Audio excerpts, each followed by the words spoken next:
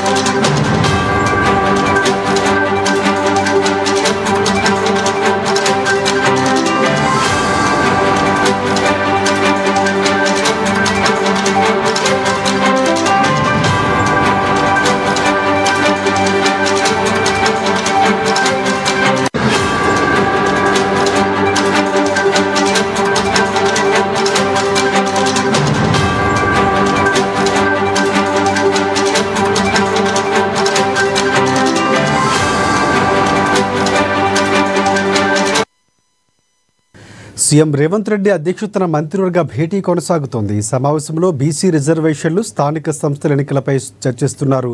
స్థానిక ఎన్నికల్లో బీసీ రిజర్వేషన్లపై న్యాయ నిపుణుల కమిటీ సమర్పించిన నివేదికను మంత్రిమండలి పరిశీలించింది.